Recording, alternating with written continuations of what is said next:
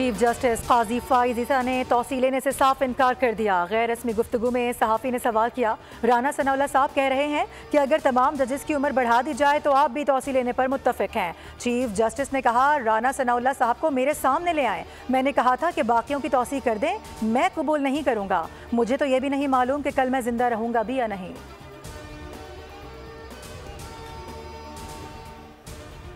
नए अदालती साल का आगाज़ हो गया। फुल कोर्ट रेफरेंस से चीफ जस्टिस काजी फाइज ईसा का खिताब। कहा, हमारा उहदा अवाम की अमानत है। आमतौर पर अवाम वही देखते थे जो टीवी पर चलाए या यूट्यूबर दिखाए। हमने फैसला किया कि अवाम खुद हमारी कारकर्दगी देखें। अवाम खुद देख कर फैसला कर सकते हैं कि हम में शफाफियत है या नहीं। केस का फैसला मफरूज़ों की बुनियाद पर नहीं होता। यकीनन हर इदारे में बेहतरी की गुंजाइश हो सकती है। अब मुझे खुद पता नहीं होता कि दाएँ बाएँ बैठे जजेस क्या फैसला करेंगे। हर जज का कोई ना कोई रुझान होता है।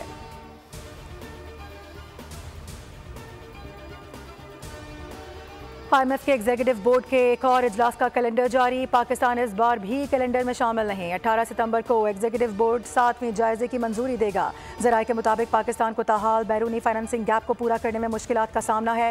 पेशगी शराइत पूरी होने के बाद पाकिस्तान का एजेंडा शामिल होने का इम्कान है। वफाकी हुकूमत IMF की तमाम शराइत पूरी करने के लिए पुरुमीद है।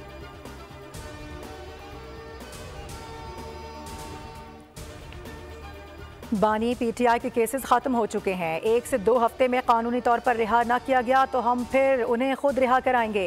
वज़ीर आला खैबर पख्तूनख्वा अल यमीन गंडापुर की सहाफ़ियों को धमकी। खातून सहाफ़ियों के लिए नाज़ेबा ज़बान का इस्तेमाल। कहा, तुम लोग जो हमारे खिलाफ कैंपेन कर रहे हो, तुम समझते हो कि हमें ब्लैकमेल कर लोगे।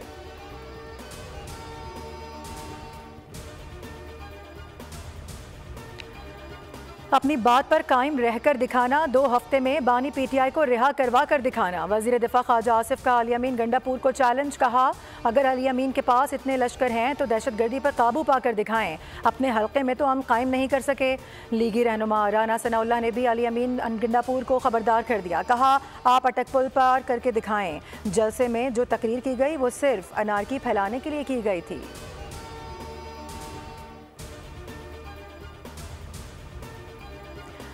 इनको जो ज़बान समझ आती है अब उसी ज़बान में बात करेंगे। ख़वातीन के खिलाफ गंदी ज़बान इस्तेमाल की गई। वज़ीर इत्तलात पंजाब अस्मा बुखारी की न्यूज़ कॉन्फ्रेंस। कहा, कल अल यमीन गंडापुर ने फिर लाइन क्रॉस की। बदमाश, गुंडे और सड़क छाप अपने घरों में अपनी बहनों से इसी तरह मुखातिब होते हैं। मरियम औरंगज़ेब की अल यमीन गंडापुर पर तनकीद। कहा, क्या गैरतमंद पठान अपनी माओ बहनों और बेटियों से इस तरह बात करते हैं। बानी PTI ने ऐसे लोगों को परवान चढ़ाया है और ये 9 मई के मुजरिमों की असलियत है।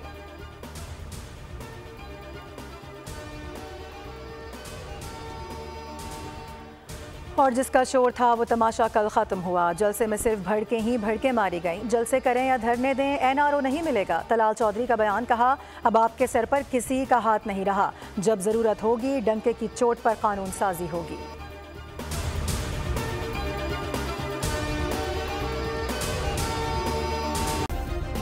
सब्सक्राइब करें और बेल दबाएं ताकि कोई खबर रह न जाए।